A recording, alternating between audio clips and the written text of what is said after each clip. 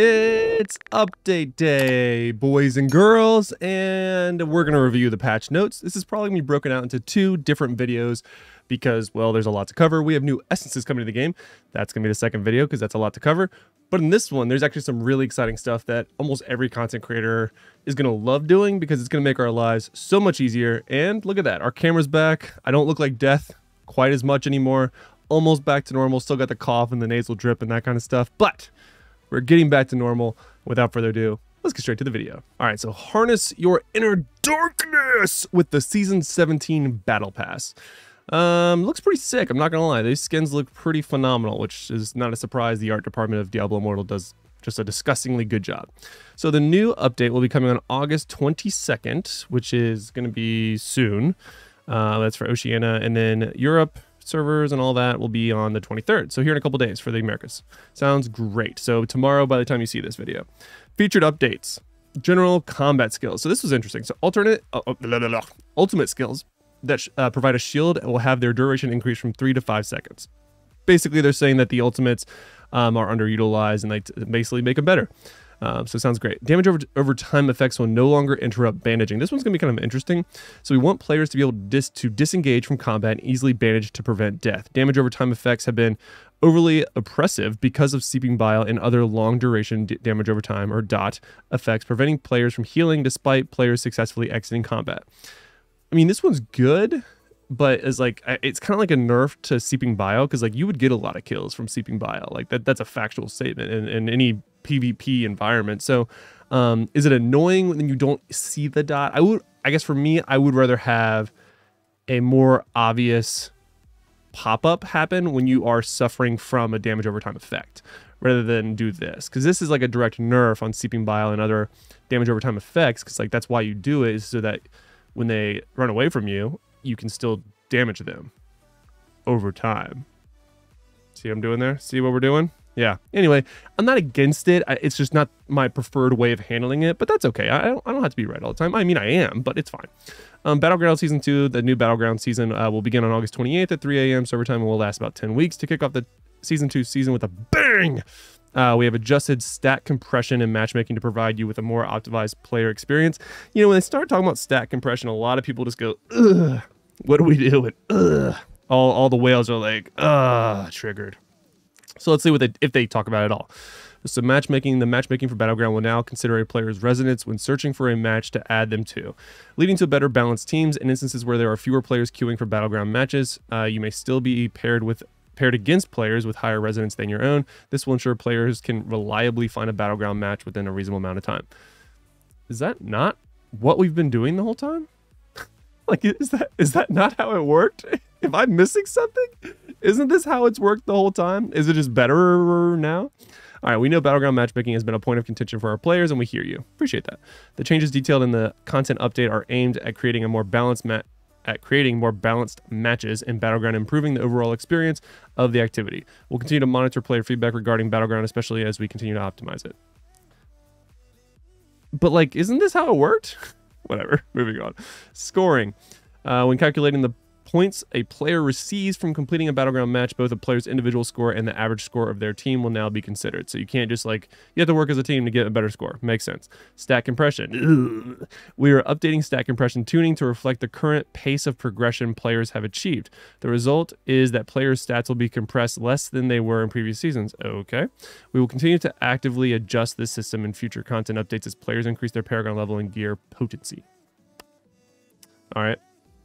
So it's a buff to whales because they nerfed whales previously, basically. Secondary equipment set items can now be upgraded to a maximum of rank 20, previous level 15. W, like that a lot. The max challenge rift and inferno difficulties will also increase to level 400 for Season 2. We plan to increase the challenge rift increase the challenge rift cap every season. Oh, okay, but will not increase the maximum rank for secondary equipment. We anticipate it will take players multiple seasons to reach the new rank of 20. Interesting. When does the new season come out? August 28th, so 7 days from the time of this recording. Interesting. Okay, so I'm curious how much fodder we'll get from, what's it called, 350 to 400, to see like how close you can get to, or if you like Like like, you know what I mean? Like, will you be, if you beat level 400, will you then be able to max all your gear to level 20, or will you still need more? I assume you still need more, right? I don't know. Whatever. We'll figure it out. Inferno difficulty 1, the recommended combat rating for Fangwith Warmth that unlocks Inferno difficulty has been lowered from 15,860 to 14,550. Wow, over 1,000 drop. The boss's difficulty will adjust accordingly. Wild zones in Inferno, I don't think I've ever heard them called that. Wild zones. In Inferno 1 will also be balanced based on the 14,550 combat rating. The recommended combat rating for dungeons in Inferno has also been lowered from 18,500 to 1655. Dungeon difficulty will be adjusted accordingly.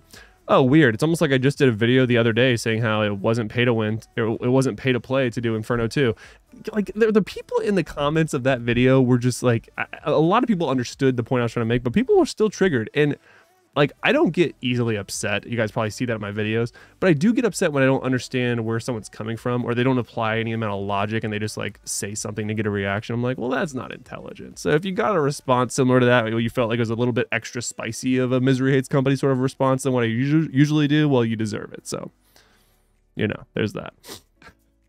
Oh man, come back from COVID, man. You were just like, wow. Deeds of Valor. After transferring to a different server, characters will revert to adventure affiliation, which makes sense. Characters will inherit the 3 most recent Deeds of Valor from previous seasons. Okay.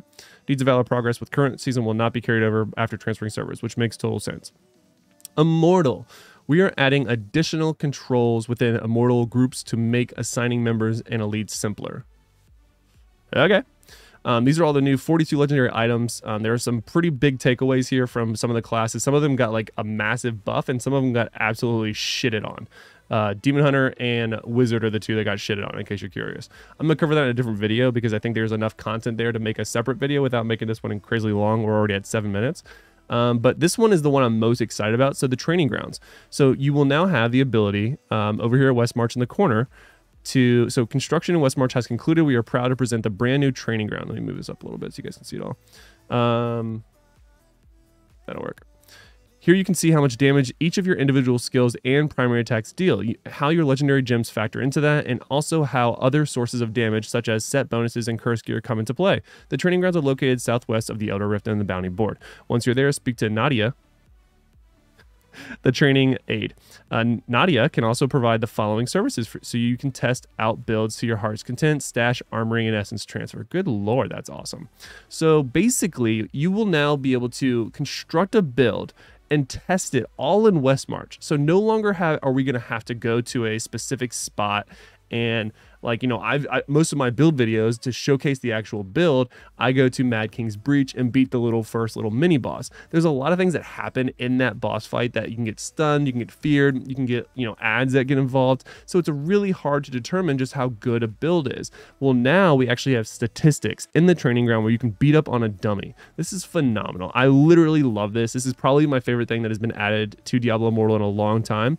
Again, mainly because I'm a content creator, but it also just because it allows people to test to see which builds are truly better for each individual person, because there's so much that goes into each individual build. I can recommend the essences, I can recommend the set gear and all that, but then there's the family bonuses, there's the Legacy of the Haradron, there's so many different things that go into it. So now you can actually see how each individual build compares, and you can do like a timer, like it shows here, like 2 minutes, damage per second, you know, 8,400 or whatever, total damage 1 million. So you can either break down the DPS or damage per second, or just the total damage within a certain amount of time.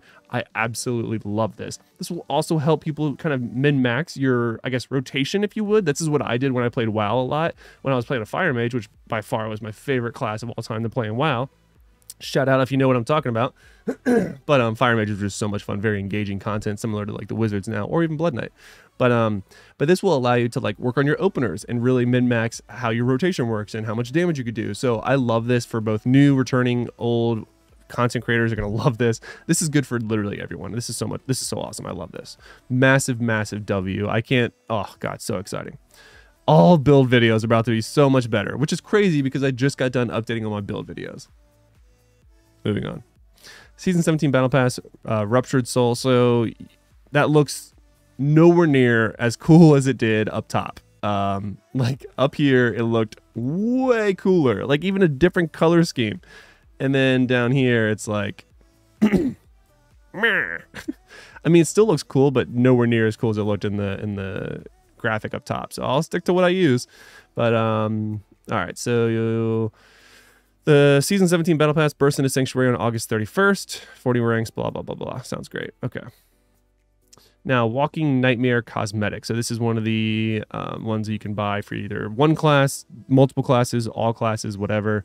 It does cost the orbs, 1,000 eternal orbs for the one class, and then it has like the deluxe and all that. This one, again, based off the cosmetic, looks pretty cool. That one looks sick, actually. It's like a backwards knife. Yeah. I mean, I'm good on skins. I've talked about it in a lot of different videos, why I bought the cross-class cosmetic skin, because that way, no matter what class I'm playing on, I have a skin for it. So truthfully, I will never buy another class skin at all, because I don't need to. I have 2 cross-class cosmetic skins, and then one of which is for truly all of them, including the Blood Knight. Conqueror limited time PvP. If you don't know what this is the totally like the actual free-to-play PvP where you have literally nothing equipped, no gems, no nothing at all. You just pick your skills and then you go, basically. I want to say the essences still count. I think pretty sure the essences still count. But yeah, so it's a pretty interesting. You're stuck at level 60.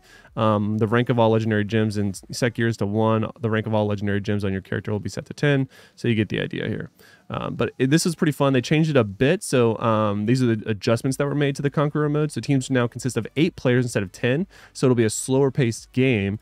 And then they increase player health by 30%. So that means while you're fighting, there are going to be less people like sort of third partying you. But then also the fight itself will take longer to die, which is pretty interesting. I'm looking forward to seeing how that the combination of those two play out. Daily tasks have been become weekly tasks and will reset each Wednesday at 3 a.m. server time during the event's duration. Very similar to what we saw with the Wild Brawl. I'm also really curious if they made changes to the Conqueror one, what they're going to do to the Wild Brawl. That'll be interesting. So new preset builds for each class have been added. Never tried one. Maybe I will. Maybe that's video. Who knows? I don't know. Conqueror can only be played during the following time windows: 10 a.m. to 12, 2 to 6, 8 to 10. We decided to add specific play windows to Conqueror to keep the queue times for other in-game activities reasonable. As players engage in the event, we'll monitor queue times. So they did this with Wild Brawl as well and then completely opened it up. This makes sense because this one isn't as popular of a PvP compared to Wild Brawl, which is like Battle Royale. So I'm all right with it. It makes sense. You basically have to wait 2 windows, 2 hours. I do wish there was another one here though, from like 10 p.m. to like, this should be like 8 to midnight, like a prime time, like 4-hour window, but whatever. I get it. Returning events, Hungry Moon's coming back. If you don't know what it is, you do. You do. Even if you're a new player, you know what Hungry Moon is. It's been around. Shady Stock, super good. Love it. Bug fixes are there. So that's going to do it for the video today, guys. I'm very, very excited about this in particular, the training grounds. There are going to be people that just don't understand why I'm excited about this. And it's just going to make it just such a nice quality of life. And I hope that they carry over this like damage breakdown into other modes such as like dungeons or raids, so you can see like how much damage you're doing compared to other people. I think that would be phenomenal and that would be so much fun. And Blizzard, if you ever watch this, the reason I think that's cool is because you would actually make more money because it's enticing people to be competitive with their own friends or warband or whatever, and that is gonna, you know, entice them to want to spend more. So, you know, let's work together on that. Anyway, that's gonna do it for today's video, guys. I will make a second video covering all the essences because this one's already 13 minutes long. And without further ado, hopefully you like that my camera's back and I don't look like death. And until next time, lock it in.